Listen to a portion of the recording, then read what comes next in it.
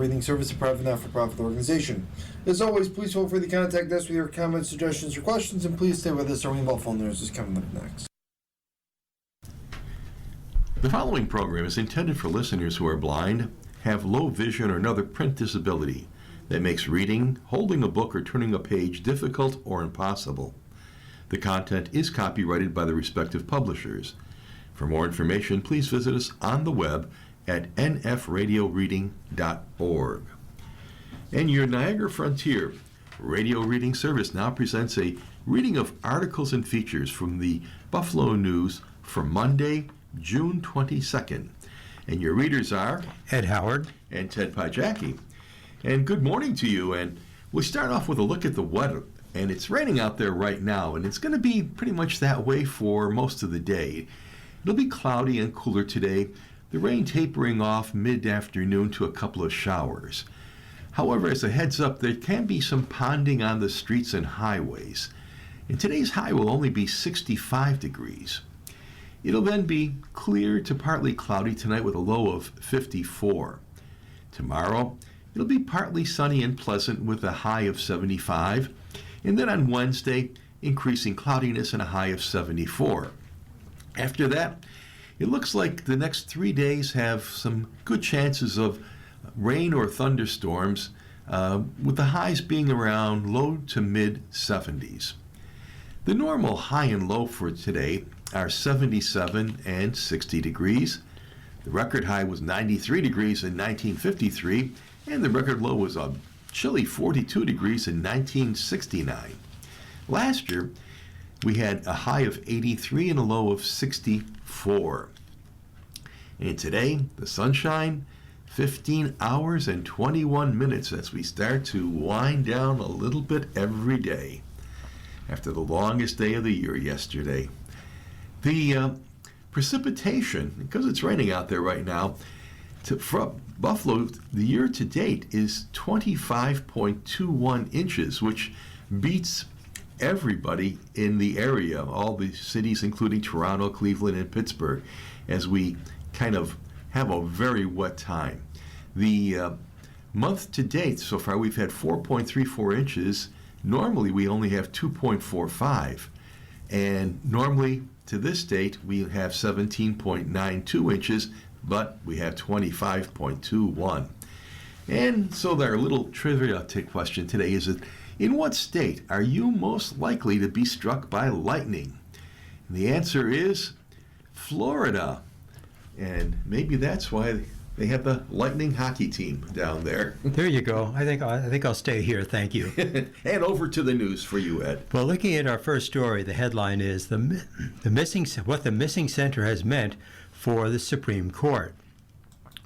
For more than a half century, the Supreme Court was anchored by a series of conservative centrists who controlled the most anticipated end-of-term rulings in June, pragmatic justices such as Sandra Day O'Connor and Anthony Kennedy.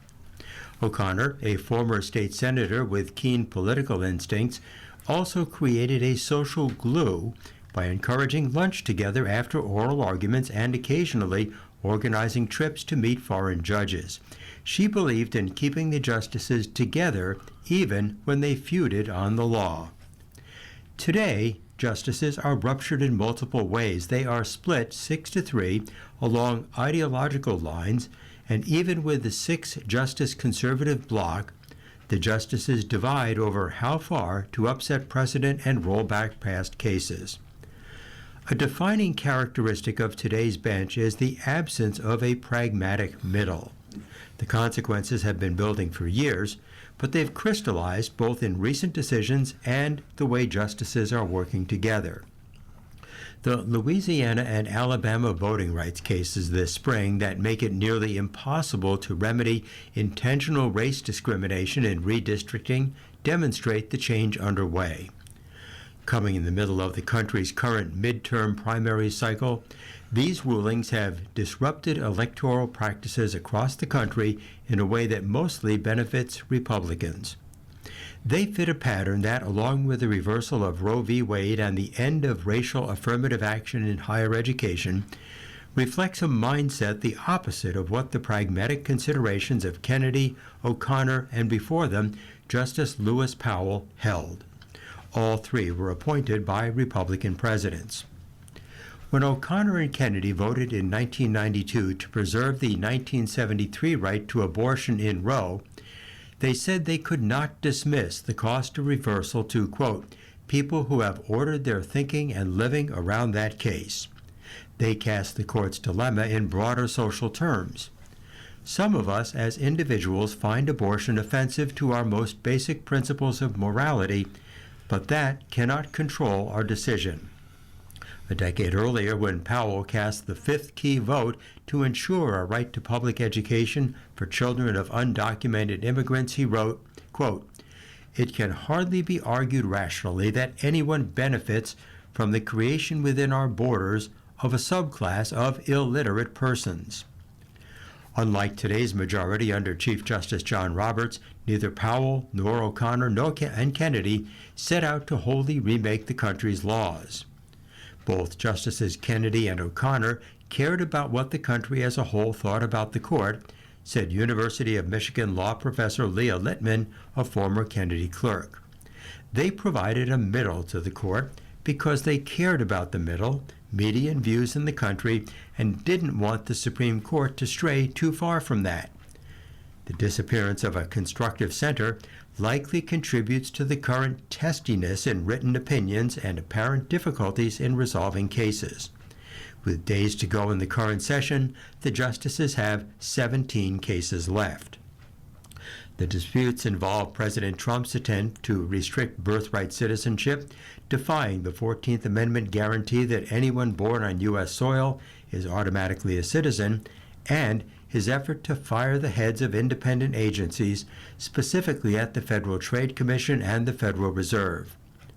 Roberts has in past cases sought to expand presidential power over executive agencies such as the FTC, putting him in sync with Trump. I thought there was an institutional pragmatism to Roberts, said Georgetown University law professor Brad Snyders, but I kind of had on rose-colored glasses.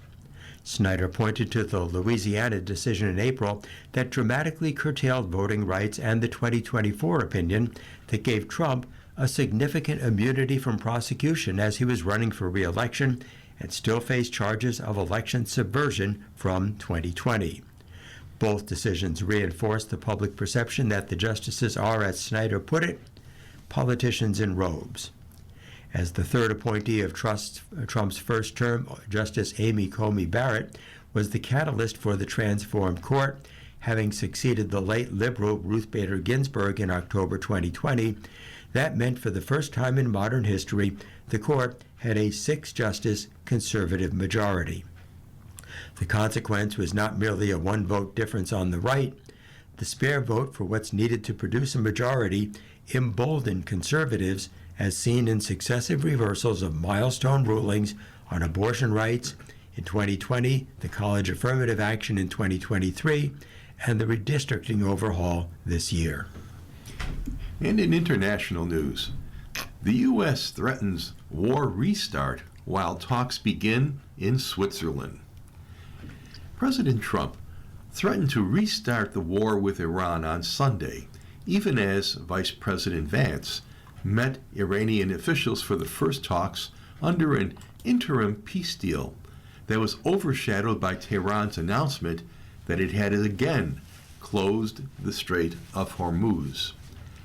The talks in the Qatar-owned resort of Birkenstock were first to be held under the terms of the Memorandum of Understanding that was reached between the two enemies last week to end their war, extending a tenuous ceasefire from April for at least another 60 days. The agreement called for reopening the strait, a choke point for global energy shipments, and ending all hostilities, including in Lebanon, where Israel has continued to launch deadly strikes as Iranian ally Hezbollah fires at Israeli targets. Iran, arguing that the U.S. had failed to meet its commitment to halt fighting in Lebanon, said this weekend that it had again halted maritime traffic through the strait and that Sunday's talks would not cover substantive issues such as Iran's nuclear program. Iran must immediately stop their highly paid proxies in Lebanon from causing trouble, Trump wrote on social media, apparently referring to Iran's Hezbollah allies in Lebanon. Quote, "If they don't, we'll hit Iran very hard again, just like we did last week, only harder," end quote. Fox News reported that Trump had gone further in an interview, saying he had told Iranian officials if they close the strait, quote, "you won't have a country," end quote, and threatening to take over the waterway. At the talks in Switzerland, where U.S. and Iranian officials met in the presence of Qatari mediators, Vance played down the impact of violence in Lebanon, saying progress had been made towards ending hostilities there. "These things are always a little bit messy," he said. Even as Trump was threatening Iran, Vance told reporters the president had, quote, "asked us to turn over a new leaf to transform our relationship with the people of Iran," end quote. The warring sides did not pursue a joint photo opportunity at the talks. Before Vance's remarks, Iran's foreign minister Abbas Araghchi briefly walked into the room and embraced Pakistani Prime Minister Shehbaz Sharif, who's a mediator. Araghchi did not interact publicly with Vance, who was at the back of the room. Late on Sunday, a U.S. diplomat told Axios that during the talks, the parties had made good progress on keeping the Strait of Hormuz open. The talks also focused on enforcing the ceasefire in Lebanon, as well as the nuclear deal, the U.S. diplomat told Axios. Despite the announcement of a new ceasefire in Lebanon on Friday, there has been scant sign of an end to the fighting there. Iran said on Saturday that, as a result, it had again shut the strait, where closure for nearly 4 months has caused the biggest disruption of global energy supply in history. U.S. officials disputed that the strait was closed, but it was commercially available to shipping data shown an immediate impact. Only one small tanker crossed the waterway with its location signaling transponders on after Iran's announcement, compared with dozens of ships in recent days. Iran's Far News agency cited a military source as saying on Sunday that no new permits were being issued for ships to cross until further notice. As has happened several times with major developments affecting the global economy during the war, Iran's announcement on closing the strait took place on a weekend with markets closed, delaying any impact on oil prices until today. Trump said he agreed to last week's memorandum of understanding to avert a global economic depression from high oil prices caused by the strait's closure. Oil prices had tumbled over the past few weeks to levels unseen since the war started on February 28th with U.S.-Israeli attacks on Iran. The memorandum foresees 60 days of talks on issues such as curbing Iran's nuclear program in return for the lifting of international sanctions. Before those issues are resolved, Iran expects to receive initial economic benefits, such as sanction waivers and the unfreezing of blocked assets. Iranian President Pezeshkian, quoted by Fars, expressed optimism that the U.S. talks could provide a strong basis for economic growth. The first growth in the negotiations was restoring access to some of Iran's frozen assets, he said. Earlier, Iran's foreign ministry spokesperson Ismail Bahei said that since Washington had failed to guarantee a ceasefire in Lebanon, the meeting would cover only the implementation of the memorandum itself and not have the substantive issues that were foreseen taking place in the next stage. Sunday appeared to be the quietest day in Lebanon for some time, with no reports of major violence by nightfall after 2 days of heavy Israeli strikes and fire from Hezbollah fighters on Israeli positions. You're listening to a reading of today's Buffalo News on your Niagara Frontier radio reading service, and the time is 15 minutes past the hour. So next we're going to turn to the editorial page, and today's editorial is headlined Housing First. New demolition policy is encouraging, but only if vacant buildings are converted. Let's not pretend that a policy of rampant demolition of Buffalo's vacant properties was once necessary and now isn't. This policy caused harm when it was at its height, and the damage is glaringly obvious now. It won't be easy to mitigate. That said, Mayor Sean Ryan's administration is headed in the right direction, first by initiating a 60-day demolition pause, and second, with the pause now over, convening city officials to first discuss stabilization options for each property on the demolition list. As reported by the News' Justin Sondel, there are still plenty of vacant buildings in the city. Henry Louis Taylor Jr., director of the University of Buffalo's Center for Urban Studies, and who has embarked on a neighborhood building pilot project in Broadway Fillmore, estimates that there may be as many as 17,000 vacant housing units remaining in the city. That's despite the demolition blitz that went on during the Brown administration, which had a 5-and-5 plan, that is, to demolish 5,000 buildings in 5 years. Taylor and others point out that demolition without first considering stabilization and without any plan for newly vacant city land was a short-sighted strategy that has blighted neighborhoods, especially on the east side, where vacant lots on occupied houses form a gap-toothed pattern on many streets. Indeed, some blocks have the look of an urban prairie. To their credit, on a few of these blocks, residents have created urban farms and community gardens, such as the Wilson Street Urban Farm, the Groundwork Market Garden at Genesee and Leslie Streets, and the Farmer Pirates on Gittery Street. But people need places to live, and many people aspire to own their own homes, and that is beginning to seem like an impossible dream throughout the U.S. as well as in the state of New York. If there's any way of combining the stabilization of vacant properties with programs that help with home ownership, true neighborhood building can happen. If the buildings and lots remain vacant with no plan, the Ryan administration won't be considered much of an improvement by these communities. According to Lou Petrucci, the city's Commissioner of Permits and Inspections, the new process for assessing vacant buildings includes more discussion and a wide range of people and expertise. A group meets regularly to develop a broader set of criteria for demolition, fixing issues with the system as the process goes on. Community members should be brought into these meetings to provide their input on what their neighborhoods need.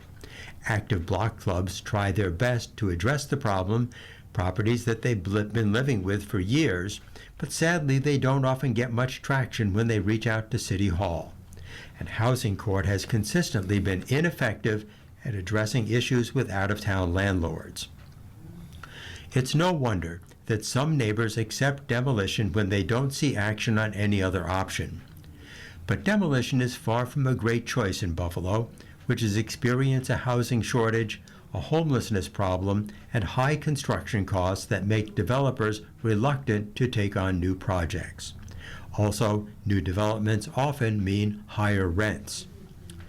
Infill housing projects have been rolled out throughout a city-county land bank partnership, but the pace is slow and the subsidies high, including costs of more than $300,000 per home, and that was after a push to reduce them from an even higher number.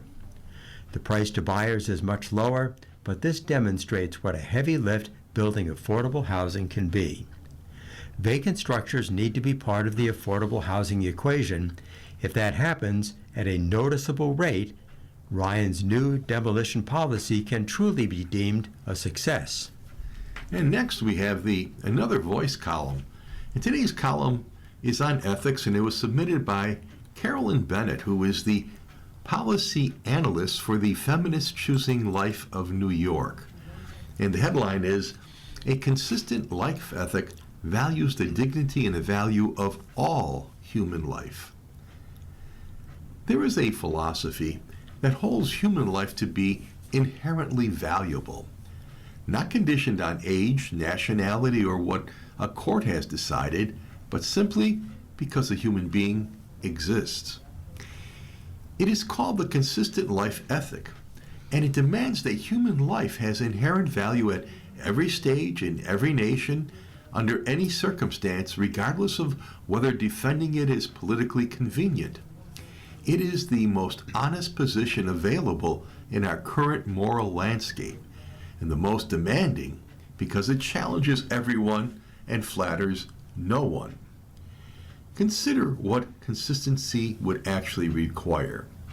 It would demand opposition to the bombing of civilian populations in Gaza and Iran, conflicts in which children account for a devastating share of the dead. It would demand opposition to capital punishment, which has claimed innocent lives and is applied with documented racial and economic disparities and geographic arbitrariness. It would demand serious scrutiny of euthanasia's expansion with the quiet pressure it places on the elderly, the disabled, and the poor to view their lives as burdens. And it would demand that abortion be part of the conversation as well. The unborn are yet another marginalized group that society has dehumanized because subsidizing abortion is politically expedient. Meanwhile, the real issues plaguing women facing unintended pregnancy, things like affordable child care and housing, paid parental leave, robust non-discrimination laws against pregnant women and mothers in the workforce, are swept under the rug. The right says it's pro-life, then cuts social safety net programs that support vulnerable mothers and children. The left claims to empower marginalized communities, yet it blocks even modest restrictions on abortion past 20 weeks, even with the exceptions for rape, incest, and the mother's health, failing to keep pace with medical advancements in fetal viability. The consistent life ethic does not ask you to abandon your values. It calls you to notice that the logic you use to defend one vulnerable life applies to others also. This is not a moderate position. It's a radical one, in the oldest sense of the word. It goes to the root, and the root is very simple. Every human life has worth. Every single one, without exception. Well, Ted, now we're going to take a look at today's editorial cartoon, and it comes to us from Michael Ramirez, who writes for Creator Syndicate, and the scene in this cartoon is an eagle's nest. And in the eagle's nest, we see, I guess, Mama Eagle kind of looking down at a newly hatched egg. And the egg is labeled Social Security. And popping out of this egg is a man, which I would say is intended to look like a government bureaucrat. And he's reaching up to the eagle, and he's got a piece of paper in his hands, and he's saying, insolvency. And I'm going to guess that this has to do with recently announced analysis saying that the Social Security Trust Fund is now going to run out of money even earlier than expected, sometime during the fourth quarter of 2032. So we'll see whether that actually happens or not, but right now the forecast is that it's going to run out of money sooner than we thought. We turn now to the opinion from national sources, and our first one is from Susan Estrich. And the headline is, "What did the U.S. get from the war with Iran?" The president wants us to put the war in the rearview window. who can blame him? 13 American servicemen and women have given their lives. You and I, the taxpayers, have spent upwards of $29 billion. But did we win? Win what? Is it a more dangerous world or a safer one because of this war? Are we getting any more out of this deal than the one Obama got and Trump tossed away? Don't ask President Trump that.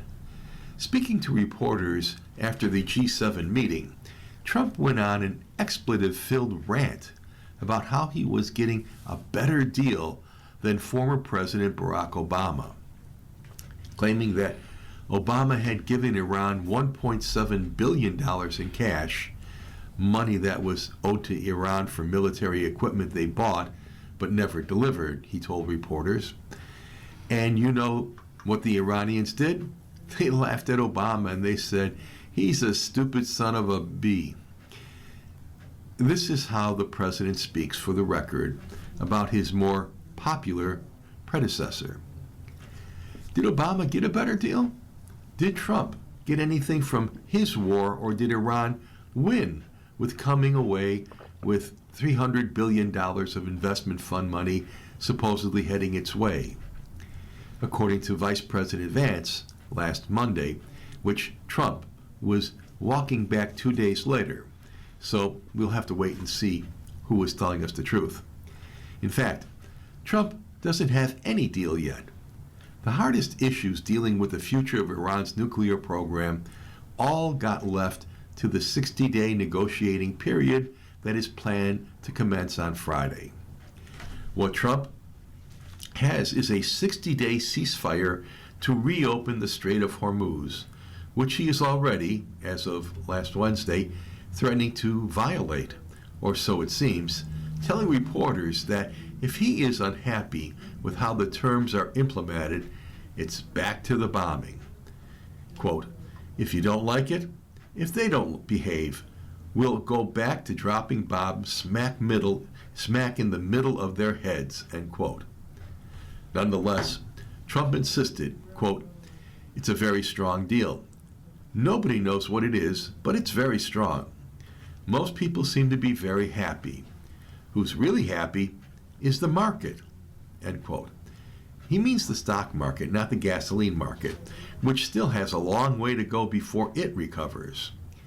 For most people, if most people are happy with the deal as Trump insists, even if they don't know what's in it, it is at least in part because most people have no idea what they're accomplishing in this new war that Trump vowed not to pursue. This administration, with its mixed message and its distorted focus on somehow, quote, beating, end quote, Obama's deal, underscores the fact that Iran became a more dangerous country because first-term Trump jettisoned the Obama deal. This is very much Trump's war to lose. Some days he wants to sound like it's already over, like he solved another one. Now he can move on to Ukraine. 13 lives lost. It could have been much worse. Of course, there was the girls' school we bombed by mistake, and who knows what else. There have been protesters encouraged by us and executed by the regime. This is a brutal regime that we're dealing with. Are they scared of us or playing our president like a piccolo? Sometimes it's hard to know, but a ceasefire in search of a resolution is at least better than the alternative. Well, our second column comes from Llewellyn King, who writes for InsideSources.com, and he asks or wonders, the fun is now turning into fatigue for the Trump's presidency. There's a powerful force that affects politics as much as it affects individual lives. It is fatigue. We just get darn tired of something, be it a job, a relationship, a hobby, or a routine. We've been devoted to it for many years, and then suddenly we want out. We want to do something else. What we love doing has become boring and tedious, more work than fun. A kind of national fatigue played a role in the collapse of the Soviet Union. People were tired of the system and its oppressiveness. Likewise, South Africa. I was in and out of that country just before apartheid came to a timely death. Ordinary white people, including Afrikaners, said they had had enough. They were tired of the whole complex, cruel structure. It is my contention that President Trump wants out, and that for him, the fun is over. The old stimuli, his daily television domination, the adulation, the global recognition once so important to him, are ebbing. Michael Wolff, Trump's biographer, and James Carville, the picaresque Democratic activist, have both speculated, along with several commentators, that Trump may not finish out his term. They imply that some external force, such as illness, will cause him to leave office. But I think he would like to do it by choice because he isn't enjoying it anymore. The music has stopped. Trump said during his first term that he had left a good life, by implication a better life, before he became president. The first year of his second term was more to his liking than the whole first term. He roared back into office in 2025 with advantages he didn't have in 2017. Now he was the man, admired by some, feared by many. His whims or idiosyncrasies became policy. He took over America as though he had bought an apartment building and was knocking down walls and digging a swimming pool. Trump had a palpable majority, and his base, which had developed a kind of religious commitment behind the slogan, "Make America Great Again," was solid. In Congress, he had a majority, thin but blindingly loyal. The transformation was complete. The Republican Party had morphed into the Trump Party, faithful and unquestioning. He was careful to staff this second administration with men and women who accepted his liege. Trump bulldozed his way through the first 100 days, signing nearly 40 executive orders on his first day back. He made Elon Musk the foreman of an unconstitutional entity, the Department of Government Efficiency. It battered the bureaucracy, but also established from the start Trump's unbridled power. In Congress, the withdrawal of Trump's favor was feared as a career-ending death sentence. This year, the evidence of certainty is beginning to wobble.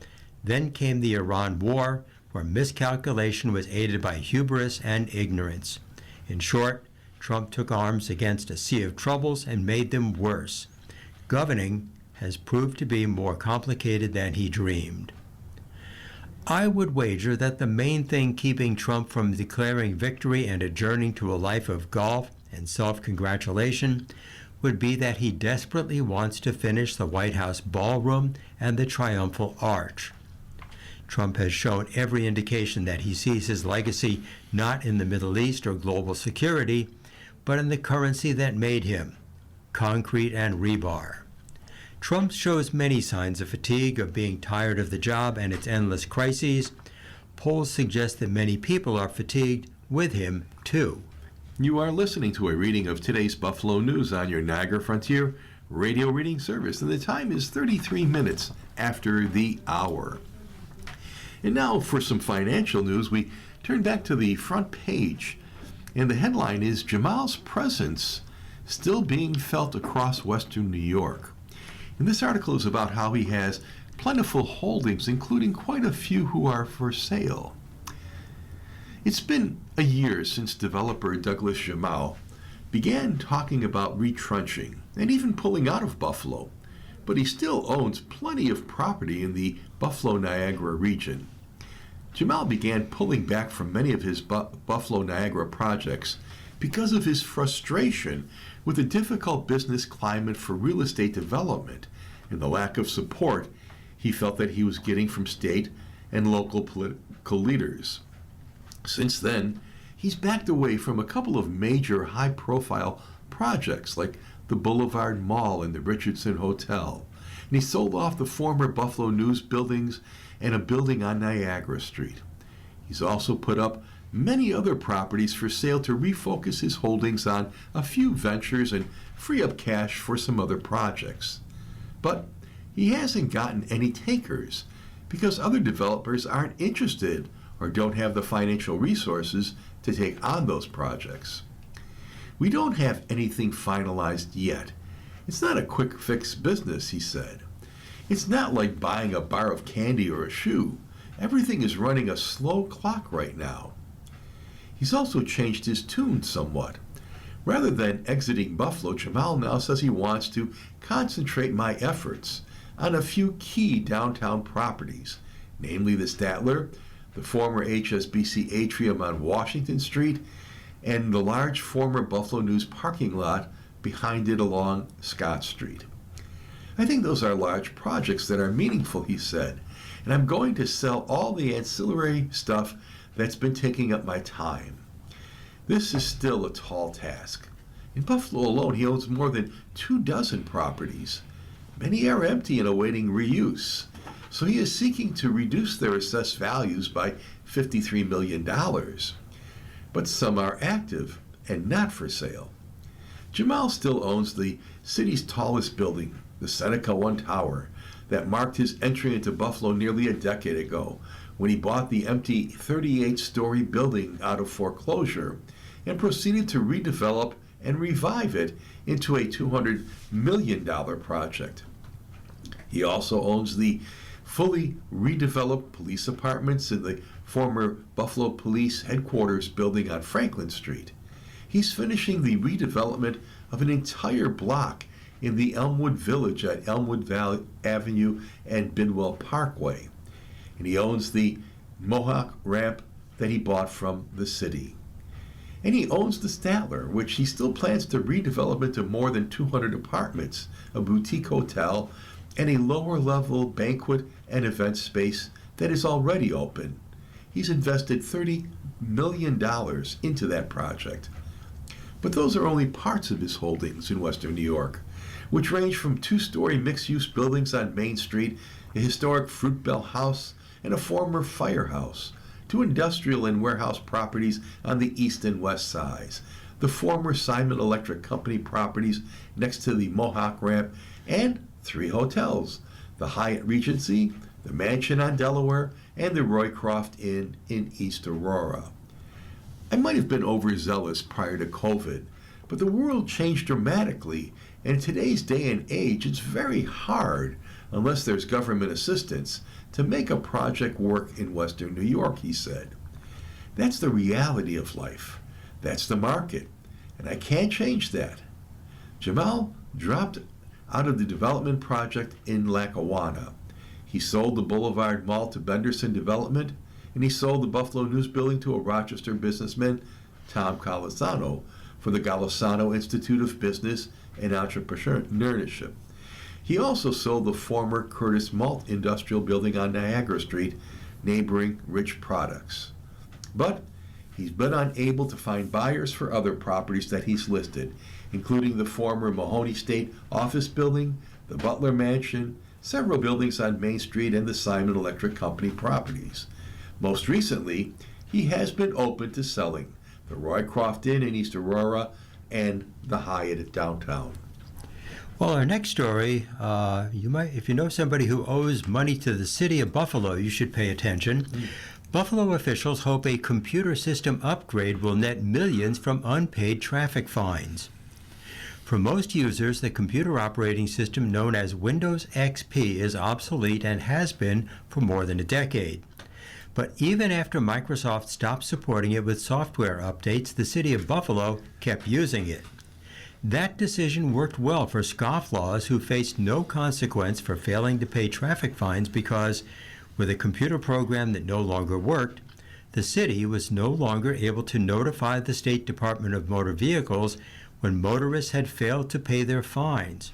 As a result, the DMV did not issue notices to those motorists that their registrations or licenses were at risk of being revoked or suspended.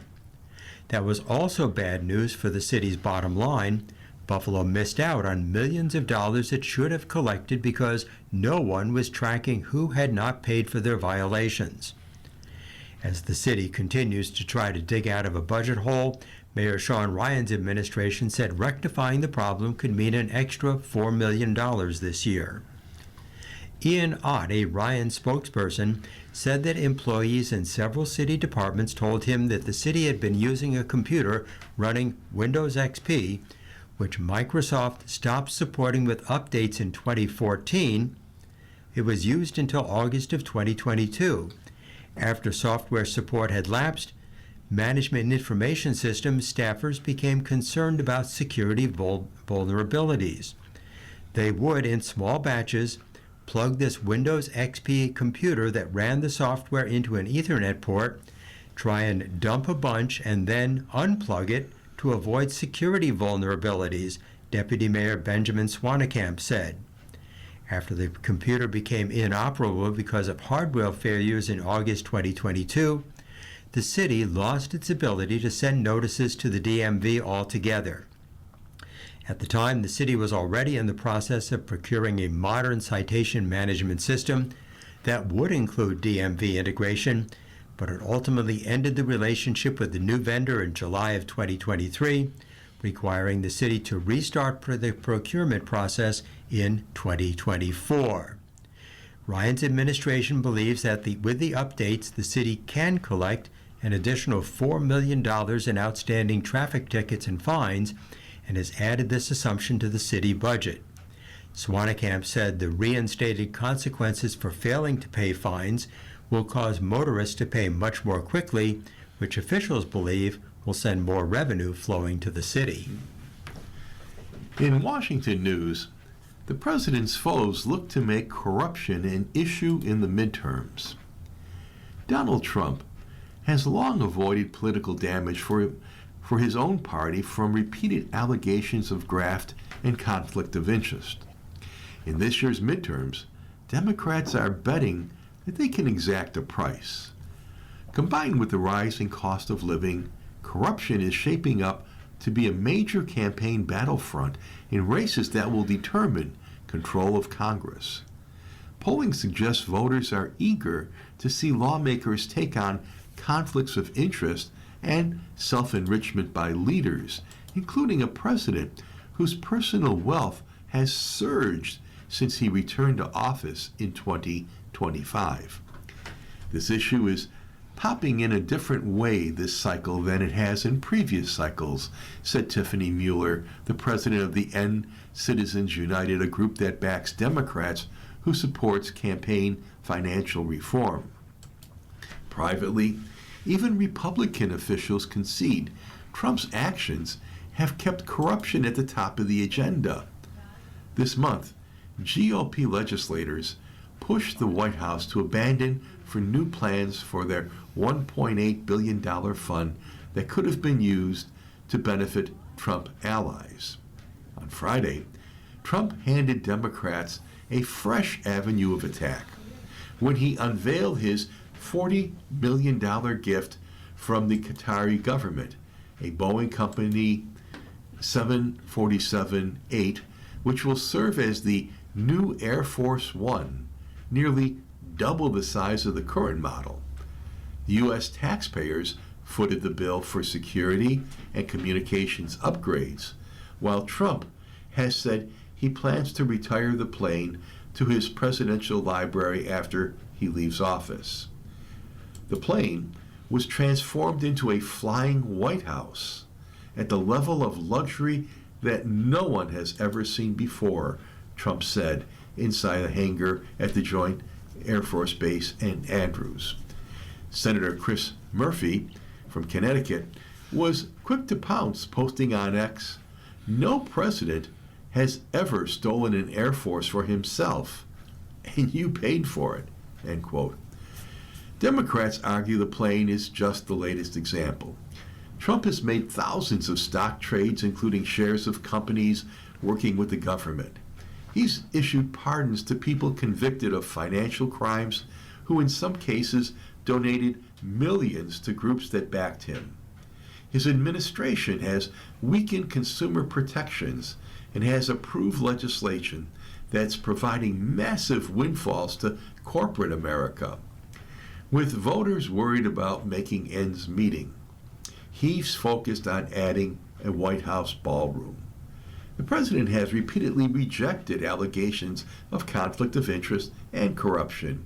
Quote, President Trump pledged to take on entrenched interests that have corrupted our political system and he has repeatedly delivered, end quote, White House spokesman Kush Desai said.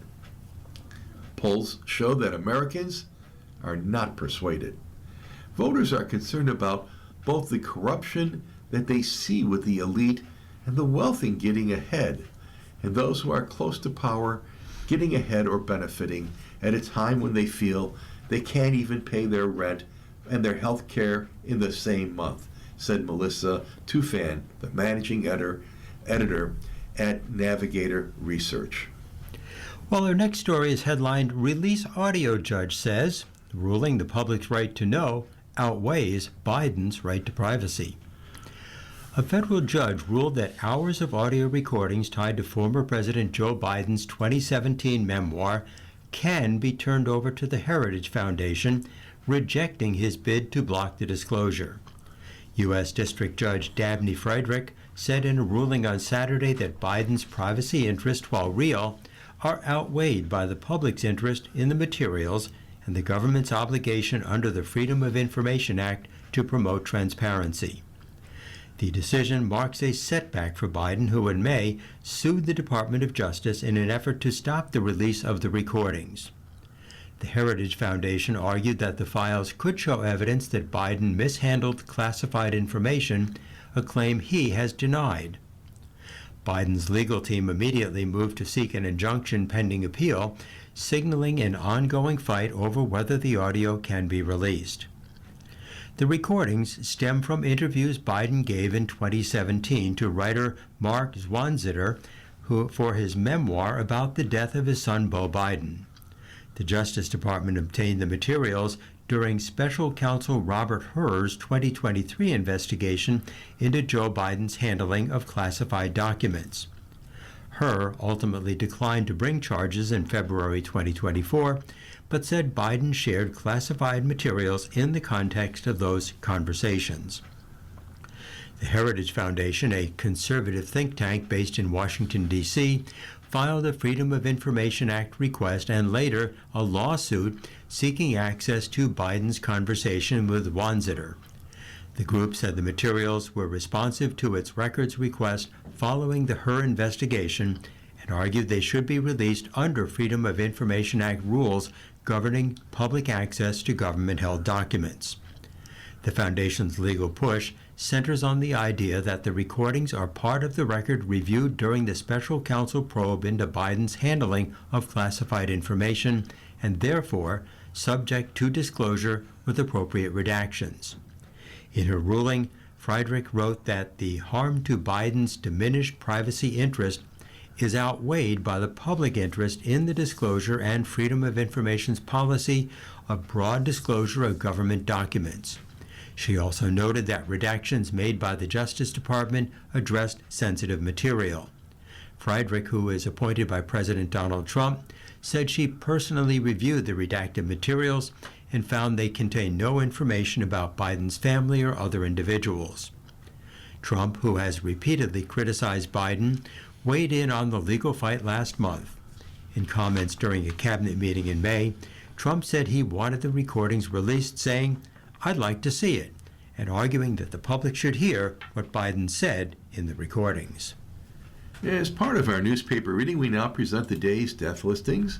If you need any further information on these names, please call us at 716-821-5555. Again, 716-821-5555. And we have one death listing today. Patricia May Will, lovingly known as Pat, passed away peacefully on June 6th at the age of 72. We also have a couple of obituaries of note. First one is Paul Avery, who was an actor best known for his role in All My Children, died along with his wife, Sheila Gary Avery, as they were killed in a devastating house fire in New Jersey last week. Paul Avery was 81 years old. And also, Justin Carey, the bassist for Sixpence None the Richer, died on Thursday just days after suffering a stroke. The band confirmed in a newsletter. He was 50 years old. If you need any further information on these names, please call us at 716-821-5555. 716-821-5555. Again, that's 716-821-5555. Well, now it's time to check in with Georgia Nichols Royal Stars, and happy birthday if today is your birthday. You seek an enduring romantic partnership, a perfect lifestyle. Finding true love is of paramount importance. This is a slower paced year. Take time to rejuvenate your energy and outlook. Now, the stars show what kind of a day you're going to have, and nobody has 5 stars, nobody has 4 stars. Some of us have 3 stars, but most of us have 2 stars, which means you're in for a so-so kind of day. And that's in addition to the crummy weather outside today. So let's see what everybody's day is going to be like today. We'll start with Aries. You have a 2-star day. Today, the moon is opposite your sign, which means you have to go more than halfway when dealing with others. In other words, be accommodating and cooperative. And the word for tonight is cooperate. For us Taurians, we're going to have a 3-star day. It says late in the day, don't let criticism or comments from someone older discourage you. What do they know? Tonight we should get better organized. If you're a Gemini, you're going to have a 3-star day. Parents need to take a lighter touch when dealing with their kids today because you might be obsessed about something, or perhaps they are. Tonight you should socialize. If you're in Cancer, you're having a 2-star day. Family discussions will be emotional today, perhaps because someone, and this someone could be you, is obsessed about something. Tonight, relax at home. For Leo, 2 stars. Today has its challenges. Discussions with others might not be easy.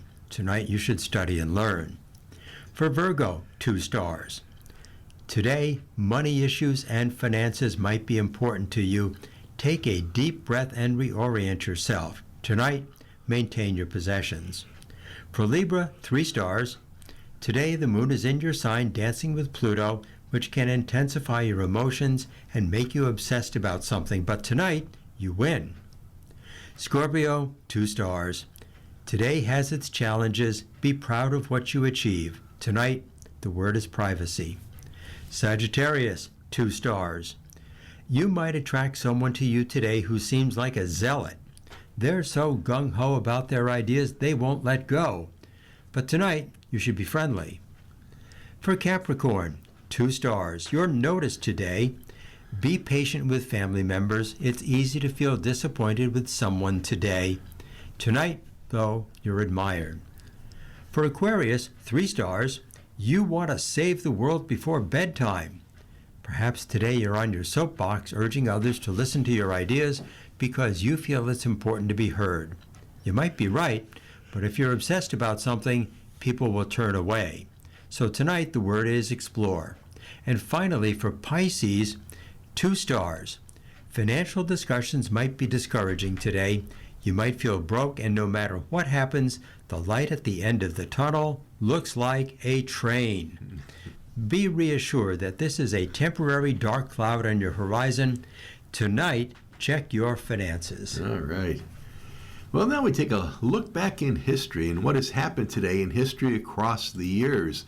So on Monday, June 22nd in 1941, Nazi Germany and its Axis allies invaded the USSR amid World War II in what was one of the deadliest operations, and one that backfired on the Nazis, who failed to plan for long-term fighting and the determination of the Soviets to avoid surrendering.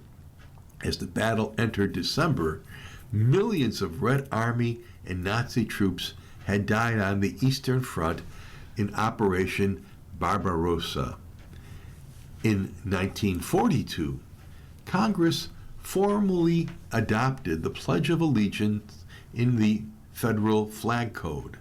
And 6 months later, Congress voted to change the pledge gesture, with those who recited placing their right hand over their heart in order to avoid resembling the Nazi salute. In 1944, President Franklin D. Roosevelt signed into law what became known as the GI Bill, which provided benefits to help U.S. service members transition back to civilian life through higher education and other training, as millions of veterans were returning from World War II. In 1969, iconic American actress and Grammy Award-winning singer Judy Garland, best known for her role as Dorothy Gale in The Wizard of Oz, died in London at the age of 47. And finally, in 2020, the Science Translational Medicine Journal published a study suggesting that 80% of Americans who sought care for flu-like illnesses in March of 2020 likely had undetected COVID-19. Well, next from our political notebook, Lindsey Graham says the U.S. will take the key straight if talks fail.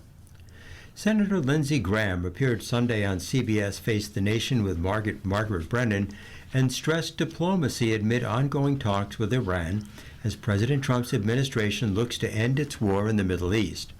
When asked if he agrees with Texas Senators Ted Cruz and John Cornyn, as well as Louisiana Senator Bill Cassidy, all wary about sending U.S. funds to Iran, about their public comments questioning the Trump administration, Graham said that the United States should continue diplomatic talks with Iran, but he believes the talks will fail. The money Iran gets is not going to change the future of Iran. It's not enough to reconstruct the country. Let's try a diplomatic solution, but I think it's going to fail. Then Graham said that after spending 4 hours with Trump on Friday, he believes Trump will take the Strait of Hormuz using force if talks fail. Graham said the U.S. will control the strait, a key waterway, and charge a fee for all who go through, expanding the Abraham Accords, a diplomatic agreement, and requires Saudi Arabia to join. You are listening to a reading of articles from the Buffalo News for June 22nd on your Niagara Frontier radio reading service, and it will return for some more readings after this short break. Your readers today are Ed Howard and Ted Pajacki. If you're listening to this publication online, you're probably using our website, a podcast player like Spotify or iTunes, a streaming service like Siro, or a smart speaker. Did you know that we now have a dedicated app that can be downloaded to any mobile device, like a smartphone or tablet, for free? App users can conveniently access our live stream and any episode of our podcast easier than ever. To download the app, just type NFRRS in the search window in the Apple App Store or in the Google Play Store. Contact us anytime if you have any questions by calling 716-821-5555, extension 5. Thank you.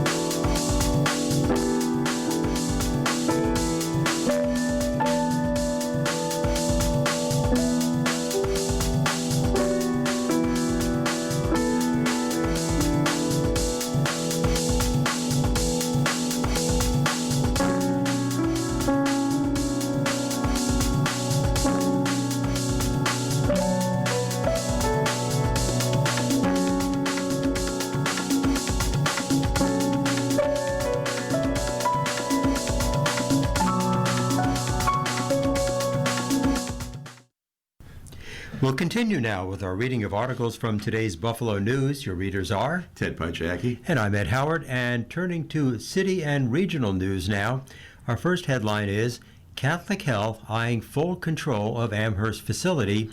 System now owns most of Ambulatory Surgery Center of Western New York. Catholic Health could soon be the sole owner of one of the busiest ambulatory surgery centers in Western New York.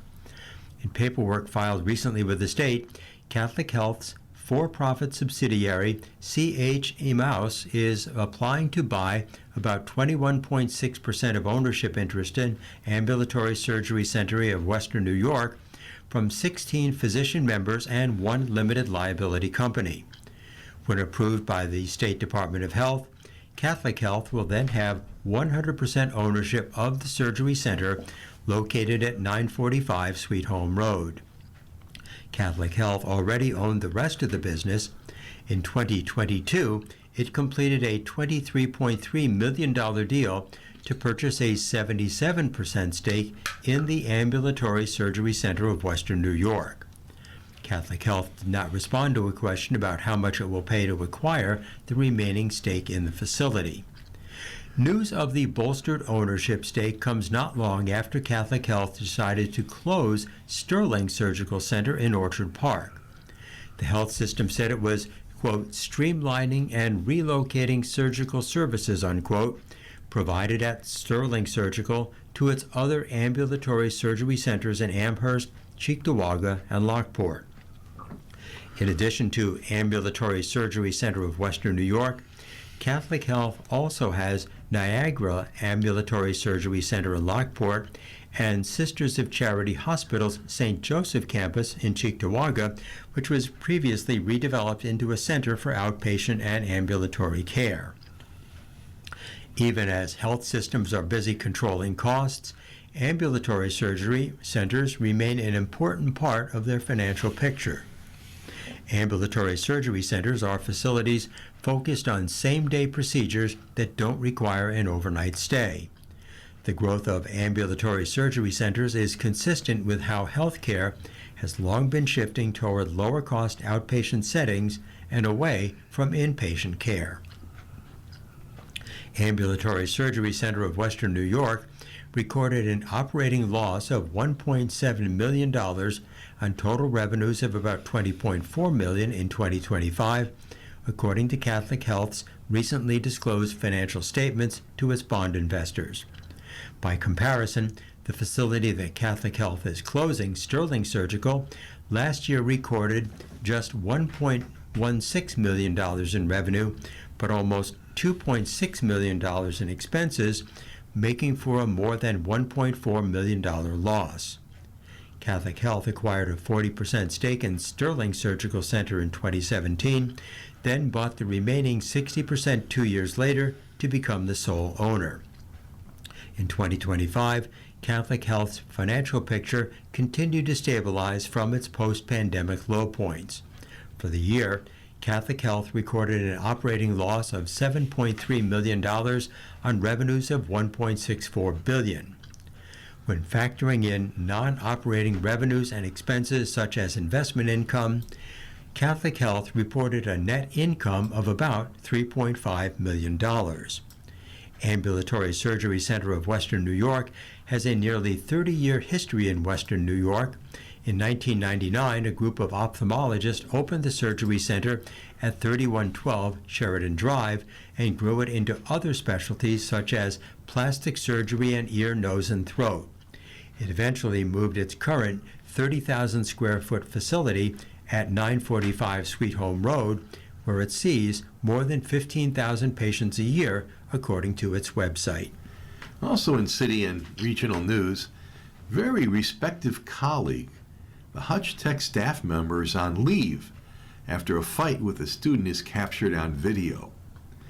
A 40-second video of physical alteration between a teaching assistant and a student at Hutchinson Central Technical High School was shared more than 2,000 times this weekend on Facebook. Toward the end of the grainy clip, a student in a dark shirt appears to land a punch to the head of the teacher, who is against the wall, and the teacher crumples to the ground. Earlier in the video, the teacher appears to try to block a punch and a kick from the student. They briefly collide into a small rolling bookcase. Other students in the classroom are seen recording the video on cell phones and laughing as the fight unfolds.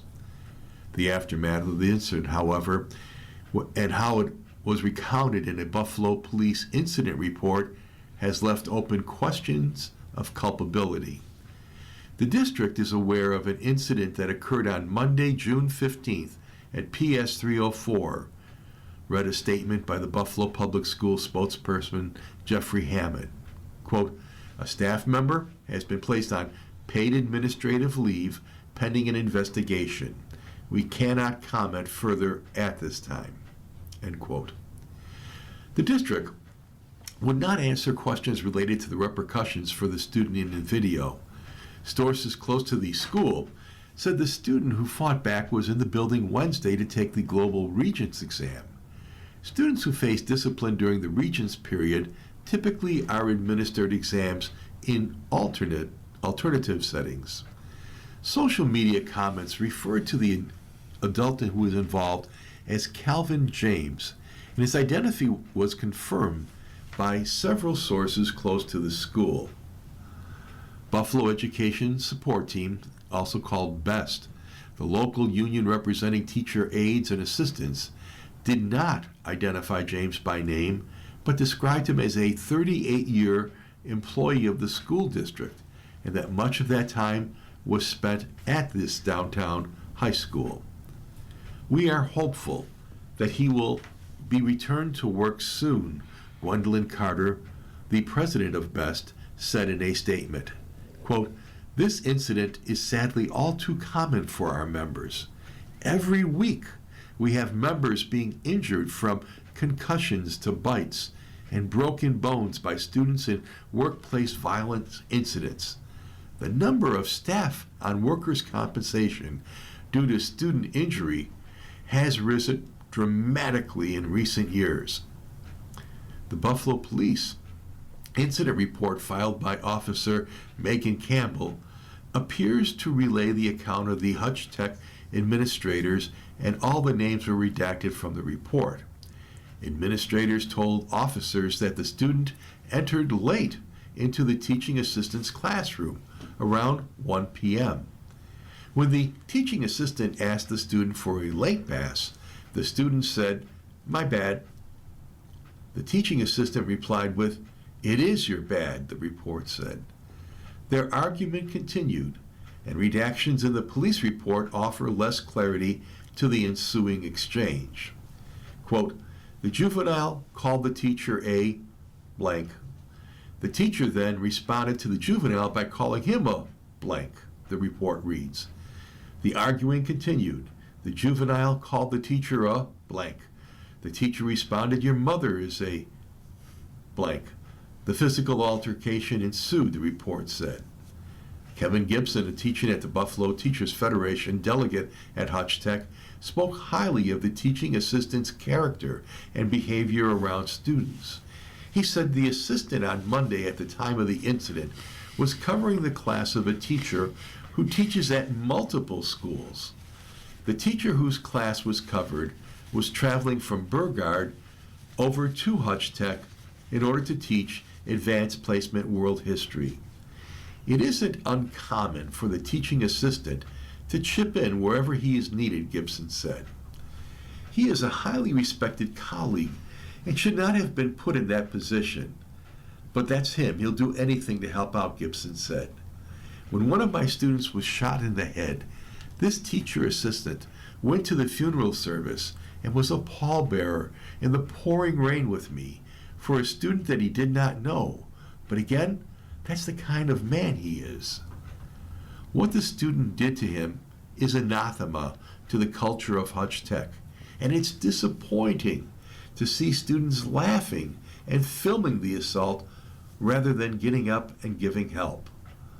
The local union representing James noted Buffalo schools have been cited for a lack of adherence to the New York State's Workforce Violence Prevention Act, which went into effect for all public schools in January of 2024. The State Department of Labor's Public Safety Bureau claimed four serious workplace violations against the district, including a lack of an evaluation to determine the absence and presence of factors which may place employees at risk of workplace violence. Well, World Cup fever is being felt throughout our region. Local bars, restaurants, they're flooded with fans who are cheering on the United States. USA chants echoed through every floor of the Banshee Irish pub on Friday afternoon as the U.S. men's soccer team booked its spot in the round of 32 in the FIFA World Cup. And Western New Yorkers did not miss the chance to ring in their boys' 2-0 victory over Australia. "It's insane and I love it," said Justice Demmin, a years-long soccer fan speaking about the World Cup fever that's spreading across the nation. Demmin watched Friday's game from a family-geared watch party at Canalside and painted his face with stars and stripes to show his support. Bands performed leading up to the game, and pick-up soccer games for kids of all ages happened along the green, while families showed up decked out in red, white, and blue gear. But it was far from the only celebration across the city. Restaurants and bars around Buffalo have been teeming with football fanatics, the kind of football from the rest of the world, since the start of the tournament earlier this month. "This place is full, and I'm surprised to see how packed it is, whether it's a day off or not," said Hannah Holmach, a USA fan who watched the game from the Banshee. Holmach is a soccer fan who watches all of the top leagues in Europe. As a soccer fan year-round, she said, "It's amazing to see everyone come together, USA soccer fans or not."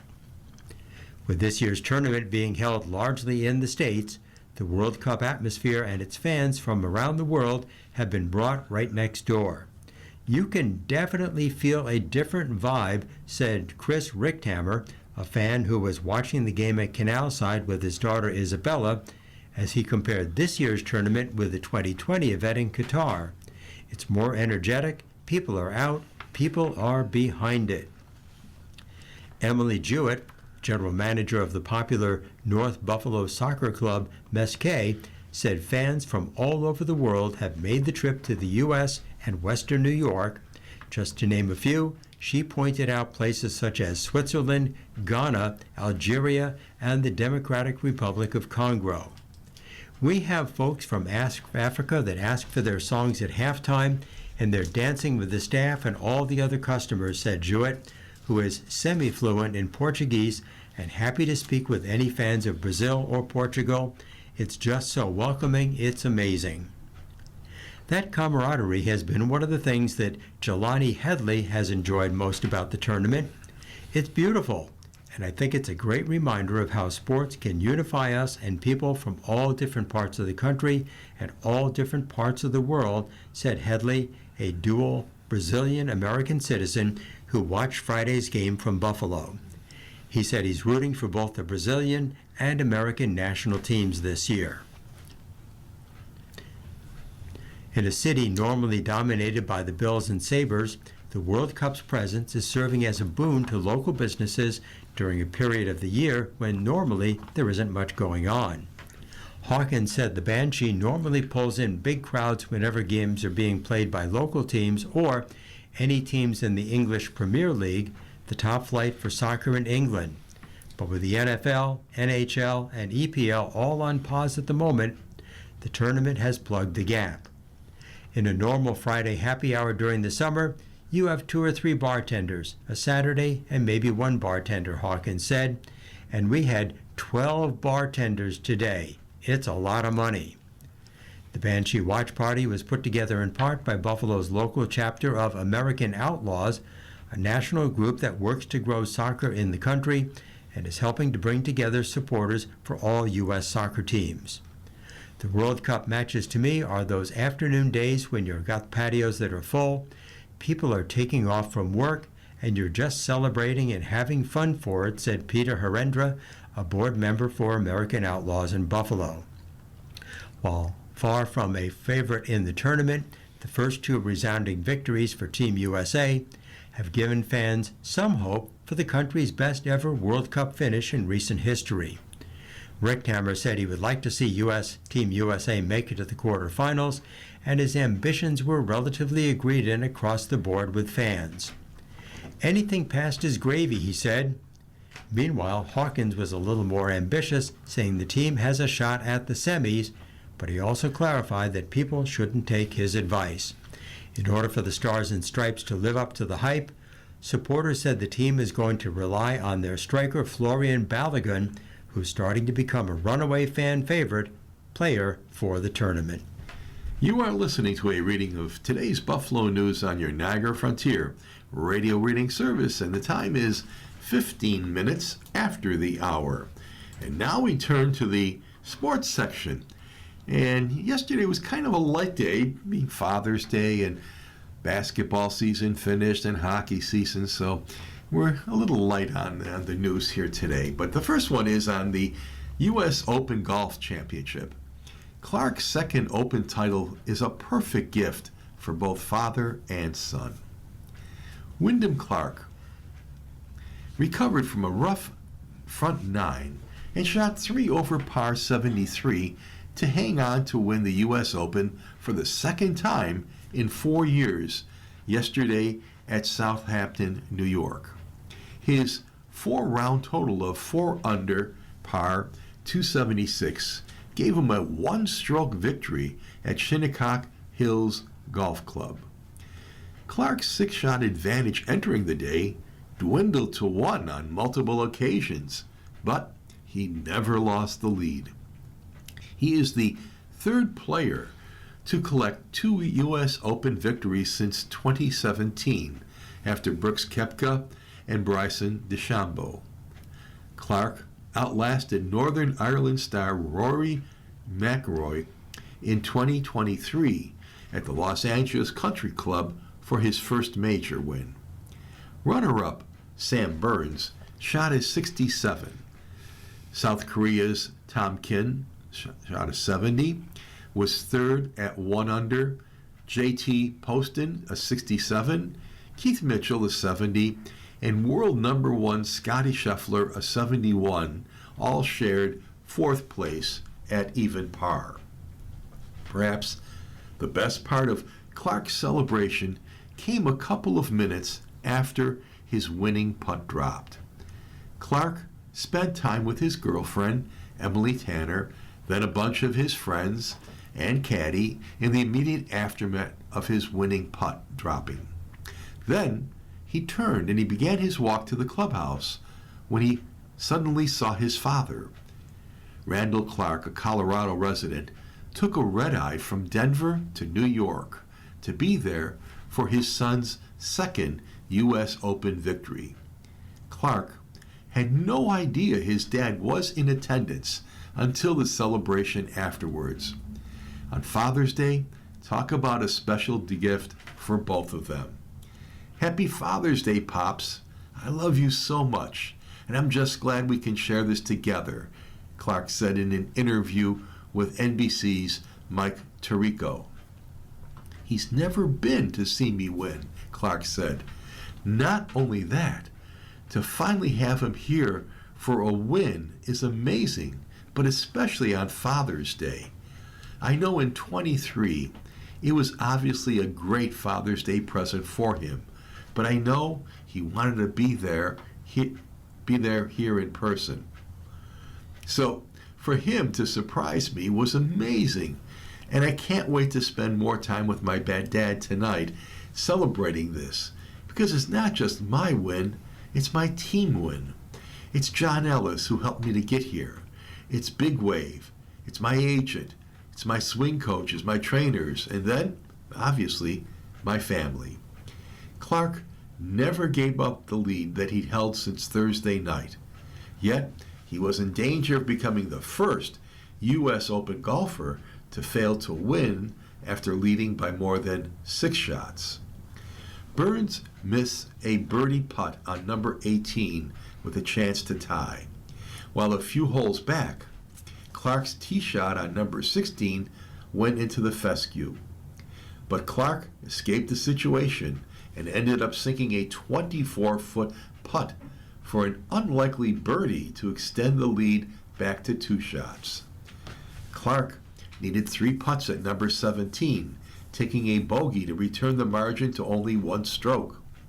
It's Clark's second victory of the year after winning the CJ Cup Byron Nelson earlier this spring.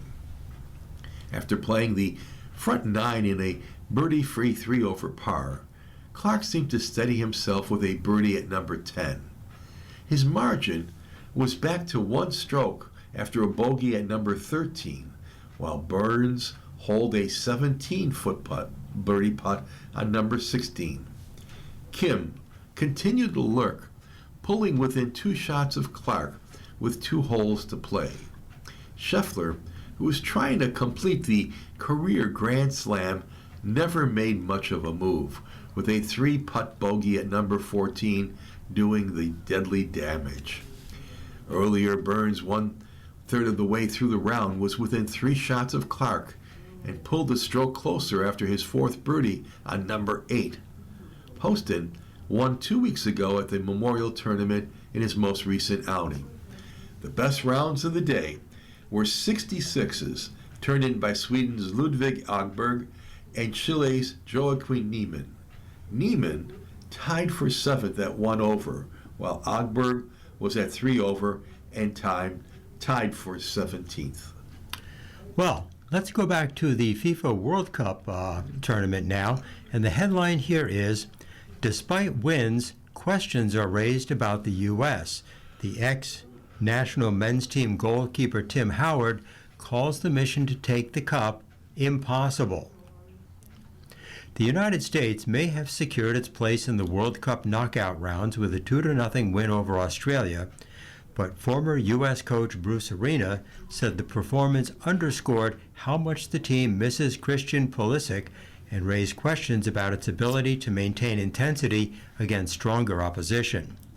Speaking on Saturday's episode of FanDuel's Coach's Corner, Arena, Bob Bradley, and Greg Berhalter praised the Americans' physicality and first-half display, while noting that Pulisic's absence as he recovers from a calf injury left them short on creativity in the final third. I think I'm probably going to be a little bit different than Bob and Greg, but I don't think the United States played a particularly strong game, said Arena, who led the U.S. to the 2002 World Cup quarterfinals. A good solid first half, second half not too good. Arena said that Pulisic's return was a major issue for the squad as the level of competition rises. That's a big question mark for the U.S. team, how they can get Christian back on the field, because they certainly miss him in the attack and the competition is going to get better, Arena said. Bradley, who coached the U.S. when it won its World Cup group in 2010, said Pulisic's absence changed the team, but praised the Americans' agility and strength. We miss his creativity and dribbling, Bradley said, but we're a really athletic team, and for the second game in a row, our athleticism really pushed the opponent. Berhalter, who led the U.S. to the round of 16 at the 2022 World Cup, said Australia struggled with its opponent's physical approach. Australia are a physical team, a tough team, and they couldn't deal with what we were giving them physically, Berhalter said. It wasn't the best performance over 90 minutes, but it certainly was enough. The victory marked the United States' first shutout in 10 games, and Bradley said that was important after the team conceded against Paraguay. But he added that Australia did not fully test the U.S. defense. The big questions haven't been put on display yet, Bradley said. The United States' impressive showing after its first 2 matches has supporters dreaming big. What if they keep playing this well? Could a miracle on grass, similar to the U.S. men's hockey team winning Olympic gold on home ice in 1980, be possible? Former men's team goalkeeper Tim Howard quickly burst that bubble on his Unfiltered Soccer podcast with fellow national team alum Landon Donovan. The U.S. will need to play the greatest game they've ever played 3 times in a row, Howard said before correcting himself. Sorry, 4 games in a row. It is literally impossible for the U.S. to win the World Cup. Donovan agreed that the U.S. team hasn't yet proven it can beat a top team. However, he did say the Americans, quote, can absolutely compete against any team in this World Cup.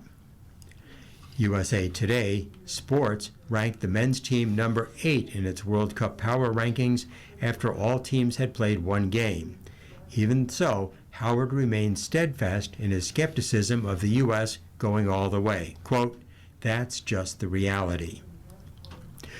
When it was revealed in December that if the men's team won Group D, it would play on July 1st at Levi Stadium in Santa Clara, California, the get-in price was in the $700 range, where it remained until the last few games.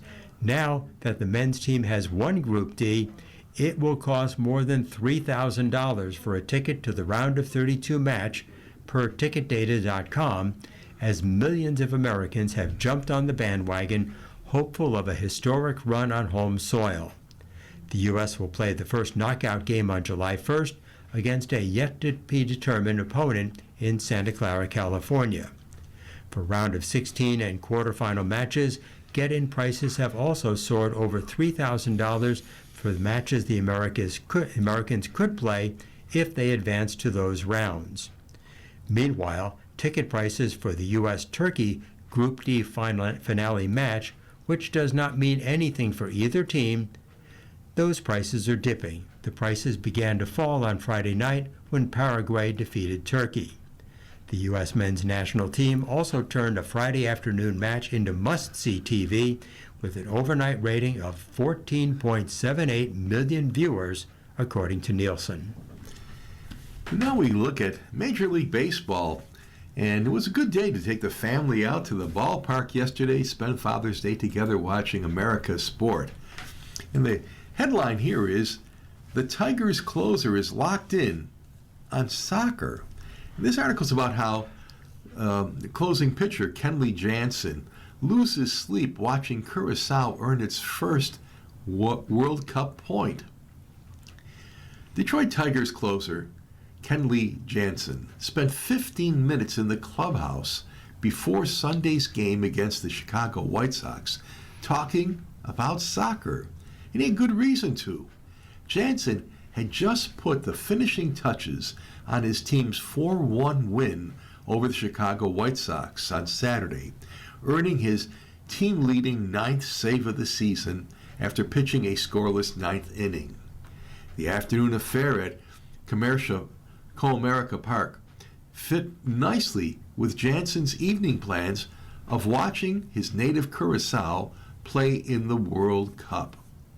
He said, I couldn't eat, I couldn't sleep, and after that, I had probably the greatest feeling in the world as Curaçao played Ecuador to a 0-0 draw, earning its first point in group play and keeping alive its hopes for what they consider a miraculous advancement.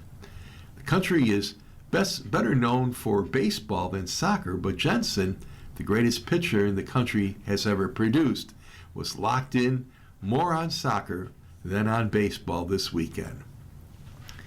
And Hicks is out for the Marlins. The Miami Marlins placed catcher Liam Hicks on the 10-day injured list prior to Sunday's game and designated infielder Christopher Morel for an assignment. Hicks had excelled with team best figures of 13 home runs and 53 RBIs and is batting .278 for the 73 games. His bat has led him to being utilized at first base and the designated hitter when he wasn't behind the plate. And the D-backs lose Soroka. The Arizona Diamondbacks placed right-hander Michael Soroka on the 15-day injured list due to a left glute strain on Saturday. Soroka is 8-3 and has a 3.07 ERA, 17 walks and 79 strikeouts over 15 starts in his first season with Arizona. And finally, the Stat of the day is 3. Philly slugger Kyle Schwarber had a big day at the plate on Saturday, hitting 3 home runs for the 5th time in his career. He hit 2 homers in the 3rd inning against the Mets and added his 3rd in the 7th inning, completing a 4-hit night. Yes, and he hit one in the next day's game, too. So he's on a hot streak. Well, you're listening to a reading of today's Buffalo News on your Niagara Frontier Radio reading service, and the time is 30 minutes past the hour, and it's time to ask Eric and get our life's problems resolved. And the first headline on today's collection of letters is, "Listening to news podcasts causes marital discord." Dear Eric, my wife and I, both seniors, have similar views but get our news from different sources. I read online and listen to podcasts while doing mindless tasks at the gym and on walks when she does not join me. She is totally devoted to cable TV and prefers me not to interrupt. I can do better and am trying. She feels my podcast listening, through earbuds, shuts out conversations and is unhappy about that. My listening to them is, as I described, not times we would normally be conversing, but she resents my unavailability. How best to navigate? I do let her know that when I'm listening and would gladly interrupt pause if it was needed. Signed, News Views. Dear News, it sounds like the core desire from your wife is to have a shared space for discussion, but I'm not sure that the podcasts are the problem. If you're not listening to them in her presence and she doesn't like for you to interrupt her cable news broadcast, then there's a third unspoken option that she may be hungering for. Try asking her if she'd like to set aside a time for both of you to discuss the news you've learned about, perhaps over a meal, a walk, or some other shared activity. Ask her what she means when she says your podcasts shut out conversation, and try to get at what kind of conversation she'd prefer you both have. It's also possible that she's not keen on the content and bent of the podcast that you're listening to, and what she's saying is that the rhetoric of the podcast make discussion unworkable. I can't say for sure, of course, but a conversation about, well, conversation will help you figure it out. Dear Eric, my husband has a sister who is widowed and lives out of state. She usually makes an annual visit and stays at our house for about 4 days. She is kind and genuinely interested in our children and grandchildren, despite the fact that she never had any of her own. We always have a family gathering when she visits. She has a long-time habit that basically drives me and my husband crazy. She constantly has her fingers in her mouth, with constantly not being an exaggeration. She wears long acrylic nails, so some of the time she is clicking the nails on her teeth. When she offers to help in the kitchen, I tell her that I want her to relax and enjoy her vacation. Truthfully, we don't want her anywhere near the food that others will be eating. We hate that everything she touches has her saliva left behind on it. We have not said anything to her about this bad habit. I cringe thinking of another visit from her. Is there a polite way to address this, or do I just continue cringing and when she leaves, sanitizing everything that she touched? Signed, Nails on a Chalkboard. Dear Nails, try adjusting the habit from the sanitation standpoint. That might be the easiest path to navigate. It's fine to say to her, we appreciate your help, but often you have your hands in your mouth and we're concerned about food safety. If you want to help with the food or with dishes, would you wash your hands first and keep them away from your mouth so that everyone is safe? Yes, this may be awkward, but it's unlikely she's unaware of her habit. By framing this way, you keep the focus on a shared solution to a problem that, hopefully, everyone understands, rather than just critiquing the behavior that's causing the cringes. Dear Eric, my 2 older sisters and I are of a certain age. I'm 68. When we get together and I make an offhanded, flippant remark that simply doesn't bear repeating, they will ask me what I said. Is it rude of me to not repeat myself? I usually say never mind or give a wave of the hand or a shaking of the head. Let's move on, shall we? They are both afflicted by cognitive and/or hearing issues. When I do repeat myself, their reactions confirm my assessment of the exchange, and in parentheses, ouch. Signed, Unrepeatables. Dear Unrepeatables, the adage goes, if you don't have anything to say, nice to say, don't say anything at all.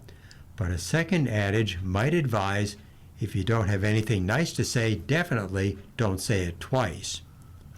Your method of dismissing your flippant remarks, then, is probably the next best option to silence.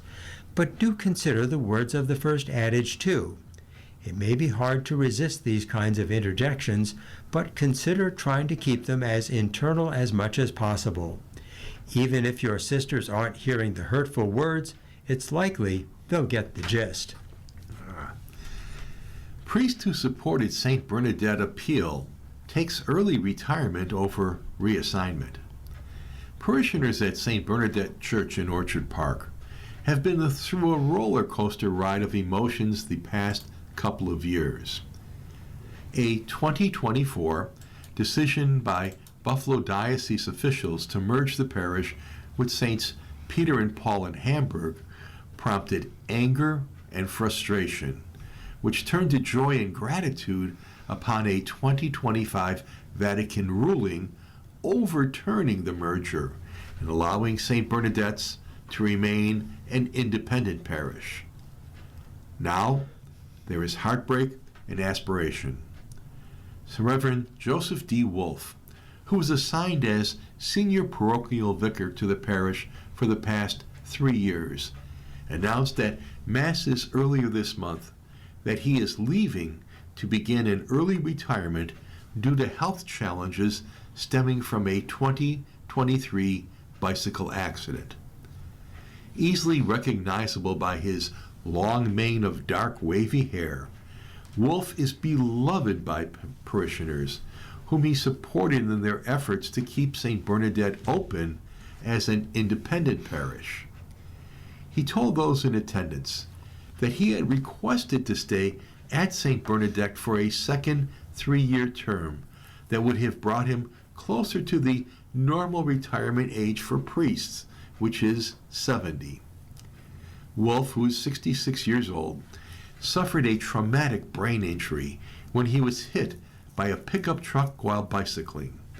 The injury has caused memory problems, and Wolf said he told diocese officials that he feared he would have trouble remembering the names of parishioners in another new location, making ministry difficult both for him and for them.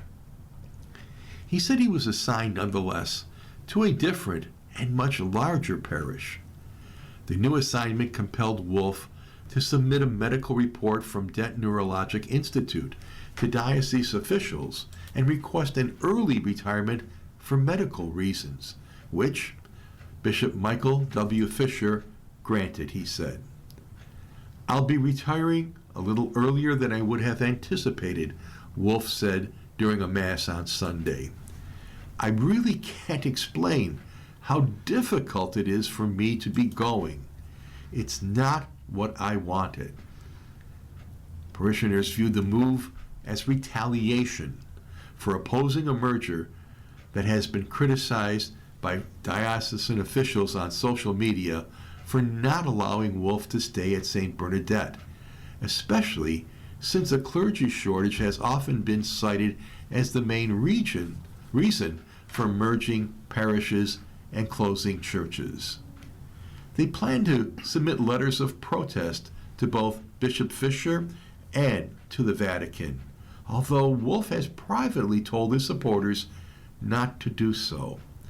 Wolf did not respond to voicemails from the Buffalo News seeking further comment about his remarks during Mass. A diocese spokesman confirmed Wolf declined a new parish assignment and was granted an early retirement for medical reasons. It was his choice to retire, spokesman Gregory Tucker said. Wolf will continue to be asked to celebrate Mass around the diocese and perform other priestly duties based on his availability and his ability to do so, Tucker said. It's common for dioceses to move priests who are usually assigned to parish for a term of 3 years for a parochial vicar and 6 years for a pastor. These decisions are made by the bishop in consultation with a priest personnel board that attempts to determine where individual priests and their talents will fit best based on the needs of the entire diocese. Well, our next story is headlined Grace Period at Risk, How a Supreme Court Case Could Affect Voting in the Military and Overseas.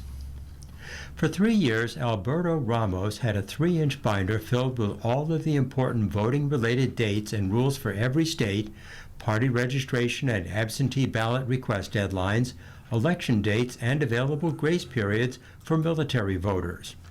Along with his role in running the operations on a Navy submarine, the now retired Navy Lieutenant Commander also coordinated helping seamen vote by getting ballots on board and quickly off again as voting assistance officer. We worked really hard to surface the ship off the coast of the country, bring on all of the mail, which entails like tossing a rope ladder over and manually bringing it all below decks, sorting through it, having people vote, and then getting that back off of the submarine before we'd have to go back underwater, he said. He and people with similar roles in units across every branch do the backward algebra of calculating how long it might take a ballot to get off the Navy ship, mailed from the nearest port and back to the United States in time for Election Day. The role is critically important, he said. As a military family member, as a veteran, and while you're in active duty service, you really feel the weight of these elections, that you're voting for people who can send you to war, Ramos, age 38, told USA Today. A pending Supreme Court decision on whether states can offer grace periods for when election officials receive ballots postmarked by Election Day could make it more difficult for hundreds of thousands of military members stationed overseas or at bases far from home to vote, he said. The ruling could also affect millions of Americans living overseas. 30 states and the District of Columbia and 3 U.S. territories have grace period laws that allow at least some mail ballots to count when they are sent by Election Day but arrive a few days later. Many of those laws have been in place for decades. In 2024, a federal appeals court ruled that in a lawsuit filed by the Republican National Committee that century-old federal laws setting a day for election prohibit states' mail ballot grace periods. The case challenged Mississippi's law, but the ruling could be applied nationally. The Supreme Court heard the case in late March and is expected to announce its decision by the end of the month. Congress protected voting access for military and overseas voters through the Uniformed and Overseas Citizens Absentee Voting Act of 1986, which requires states to allow them to vote by absentee ballot, and the Military and Overseas Voter Empowerment Act of 2009, which requires states to send absentee ballots to officials at least 45 days before the election. Neither act mandates a grace period after Election Day, and several nonpartisan veterans groups said they're worried the court's ruling could affect military voters and service members overseas and in country. Federal law already protects the rights of our military voters, guaranteeing that they can cast absentee ballots from anywhere in the world, and nothing in this case changes those protections, said Ali Triolo, the Republicans' National Committee Election Integrity Communications Director. As of 2024, 11 states that typically require domestic ballots arrive by Election Day gave military voters ballots extra time, according to the Bipartisan Policy Center, a Washington, D.C. based think tank that promotes bipartisan policy solutions.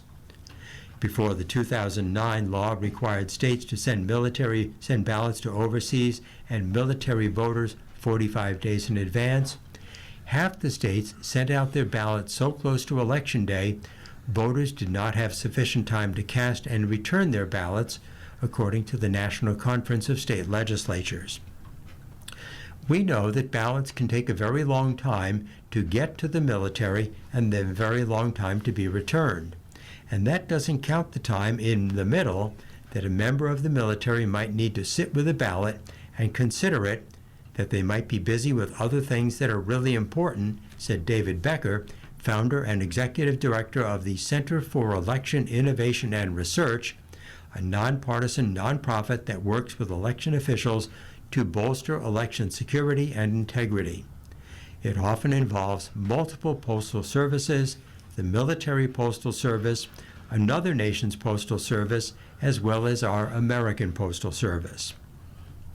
Submarines don't surface for months at a time, and Ramos acknowledged it is a worst-case scenario for receiving and casting ballots which have a hard time reaching members of a U.S. military stretched across the globe. Ramos leads Veterans for All Voters, a veteran-led nonprofit working on state-level election reform. The group is part of a coalition of groups supporting military voters who advocate for a 7-day grace period. In 2024, military and overseas ballots were rejected for lateness at more than 8 times the rate of domestic mail ballots, according to the Bipartisan Policy Center. If for the states that have grace periods you chose to eliminate those grace periods, you make it more likely that those votes won't be counted, said Ramos. Many service members stationed in the U.S. retain their voter registration in their home state, Janessa Goldbeck said. The former Marine Corps captain was registered in California while stationed in North Carolina and an officer at school in Virginia. Ramos was also registered in Nevada while in uniform. Those of us who have served or are serving have literal skin in the game, Goldbeck said. We lose a lot of free speech rights when we're in uniform, but making our voice heard at the ballot box is one thing that we absolutely want to do to make sure we have political leaders who are not sending us into foreign interventions where our lives could be lost. Now we return to the opinion page and to the My View column, and today's article was submitted by Jeffrey Johnson of Lancaster, and the headline is, Read to Succeed provides an enjoyable and fulfilling volunteer experience. As a parent and grandparent, I know firsthand the impact that literary-rich environments have had on our children and grandchildren. My children grew up surrounded by language, both print and spoken, through stories shared, books read aloud, education, public television, and even grocery store trips. As a retiree, I have the time and the desire to surround other young children with language and literacy, and had the good fortune of finding an organization that helps me to do that. Read to Succeed Buffalo. 5 years ago, I was reading the Buffalo News, and I saw an ad recruiting older adults to volunteer as tutor mentors. The ad stated, quote, "You provide the life experience, and Read to Succeed will provide all the training and all the support that you will need to be a great tutor." End of the quote. I am certainly no stranger to volunteering, and it sounded like something I would truly enjoy. 5 years later, I cannot overstate how much I love volunteering as a literacy tutor mentor in Buffalo. The staff at Read to Succeed does an excellent job of preparing and supporting volunteers, especially if you're like me and don't have a background in teaching. The classroom teachers I have gotten to know are outstanding and appreciative of the one-on-one student support in every possible way. As tutor mentors, about 135 of us work one-on-one with students, providing individualized attention and playing reading games that help first, second, or third grade students practice their reading skills. As the tutor mentor, I provide immediate correction, guidance, and positive feedback for the students every session. I love getting to know my students, and they love the one-on-one situation and attention. Giving back to the community in such a direct way has provided me with a sense of meaning like no other experience ever has. If my tutoring with Read to Succeed has taught me anything, it's that age doesn't have to restrict you from giving back to your community. The tutoring program is built on the science that children become better readers when adults take the time to read and talk with them. The professional literacy coach support provided by the Read to Succeed staff ensures that what I am doing with my students is not just fun, but also steeped in the science of reading and the results in measurable improvement in basic reading skills. Knowing that I'm making a difference in a young child's life is what keeps me going. I spent my career working in supply chain management. As I'm now finishing up my 5th year as a Read to Succeed literacy tutor mentor, I can say without hesitation that this has been the most rewarding job I've ever had. It has been remarkable and inspiring watching the kids improve throughout the year, both academically as well as socially. Read to Succeed is currently recruiting new volunteer tutor mentors for the next school year in Buffalo and Niagara Falls. If you're reading this and you have a few hours a week to invest in the life of a child who's struggling to learn how to read, I urge you to go and apply to be a tutor mentor. Like me, I know that you will find the experience meaningful and fulfilling. Well, in a few quick items from around the nation and the world, officials in Florida are optimistic that wildfires are easing. With Florida crews slowly regaining control of the 3 brush fires in the West Miami-Dade area that have burned over 20,000 acres in the past week, residents can expect better conditions, including road openings and better air quality conditions.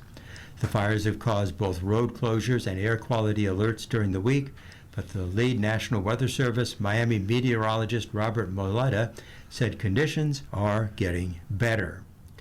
Iraq plans to restore crude oil production gradually to the between 4.2 million and 4.3 million barrels per day. Iraq's Deputy Oil Minister for Upstream Affairs said in a statement on Sunday. The proposed increases would restore output to levels achieved before the Iran war and resulting closure of the Strait of Hormuz.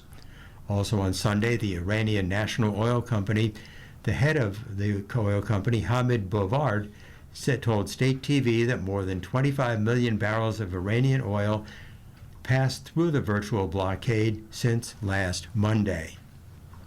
In Ukraine, a conflict between politicians in Poland and Ukraine is a strategic mistake, Polish Prime Minister Donald Tusk said on Sunday, as he sought to defuse a row sparked by a historical dispute. Polish President Karol Nawrocki stripped Ukrainian President Volodymyr Zelensky of the country's top honor, prompting 3 former Ukrainian presidents to return their state awards to Poland. Zelensky angered Poland by renaming a Ukrainian army unit after a group of nationalists who massacred Poles during World War II. In the United Kingdom, embattled British Prime Minister Keir Starmer will step down, President Trump posted on Sunday. Keir Starmer will resign as Prime Minister of the United Kingdom, Trump wrote on Truth Social. He failed badly on 2 very important subjects, and then in all capital letters, immigration and energy, open North Sea oil, and then in regular text, I wish him well. I guess so.